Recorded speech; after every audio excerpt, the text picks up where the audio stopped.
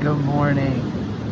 It's philosophy time. They are saying in the flock that if you are not the son of the great gull himself, Fletcher told Jonathan one morning after advanced speed practice, then you are 1,000 years ahead of your time. Jonathan sighed. The price of being misunderstood, he thought. They call you the devil or they call you God. What do you think, Fletch?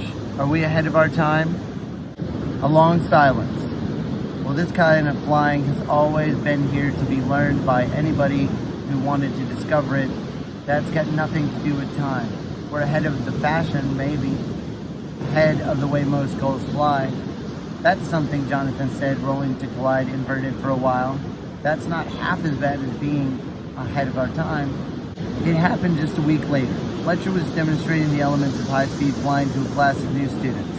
He had just pulled out of his dive from 7,000 feet, a long gray streak firing a few inches above the beach, when a young bird on its first flight glided directly into his path, calling for its mother. With a tenth of a second to avoid the youngster, Livingston Seagull snapped hard to the left at something over 200 miles per hour into a cliff of solid granite. It was, for him, as though the rock was a giant hard door into another world. A burst of fear and shock and black as he hit, and then he was adrift in a strange sky, forgetting, afraid and sad and sorry and terribly sorry. The voice came to him as it had the first day that he'd met Jonathan Livingston Seagull. The trick, Fletcher, is that we are trying to overcome our limitations in order, patiently. We don't tackle flying through rock until a little later in the program. Jonathan, also known as the son of the great gull, his instructor said dryly. What are you doing here? The cliff. Haven't I? Didn't I? Die? Oh, Fletch, come on, think. If you are talking to me now, then obviously you didn't die, did you? What you did manage to do was change your level of consciousness rather abruptly. It's your choice now. You can stay here and learn on this level, which is quite a bit higher than the one you left, by the way, or we can go back and keep working with the flock. The elders were hoping for some kind of disaster, but they're startled that you obliged them so well.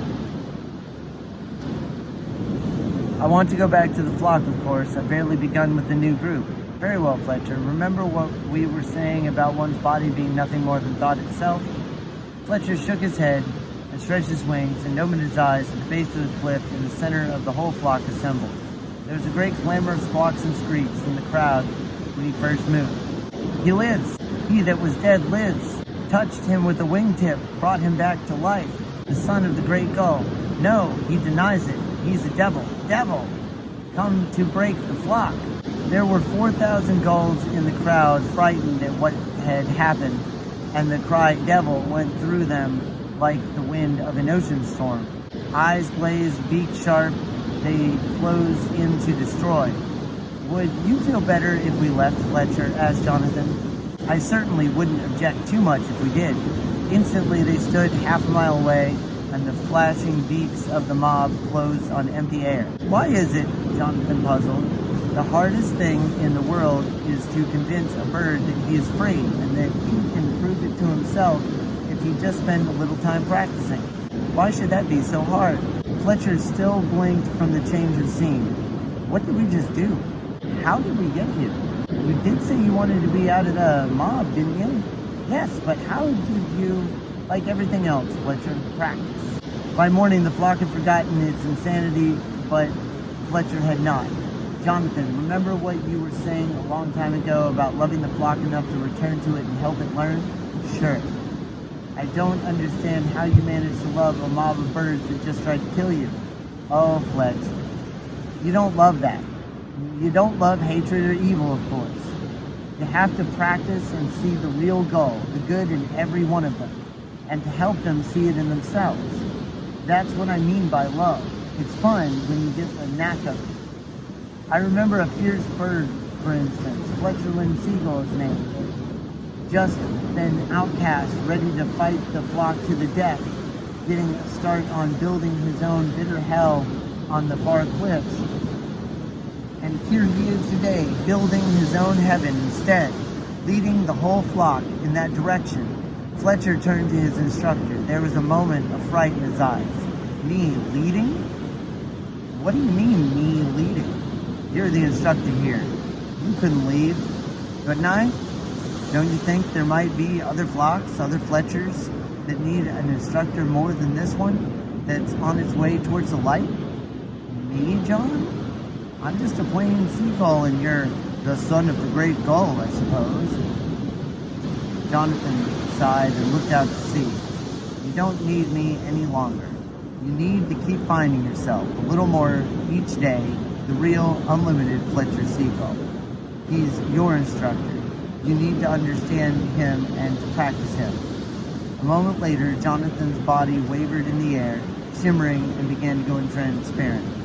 Don't let them spread silly rumors about me or make me a god, okay, Fletch? I'm a seagull. I like to fly. Jonathan! Poor Fletch.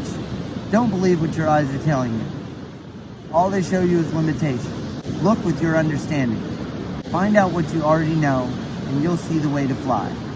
The shimmering stopped. Jonathan Seagull vanished into empty air. After a time, Fletcher Gull dragged himself into the sky and faced a brand new group of students eager for their first lesson. To begin with, he said heavily, you've got to understand that a seagull is a limited idea of freedom and understanding an image of the great gull, and your whole body, from wingtip to wingtip, is nothing more than your thought itself. The young gulls looked at him quizzically. Hey man, they thought, this doesn't sound like a rule for a loop. Fletcher sighed and started over. Very well, he said, and eyed them critically. Let's begin with level flight. And saying that, he understood all at once that his friend had quite honestly been nothing more divine than Fletcher himself. No limits, Jonathan, he thought. The time's not distant when I'm going to appear out of thin air on your beach and show you a thing or two about flying.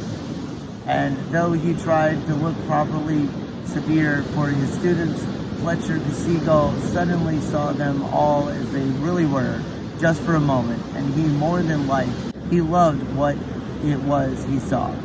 No limits, Jonathan, he thought, and he smiled. His race to learn had begun. Have a wonderful day. Learn. Love yourself. Embrace this world.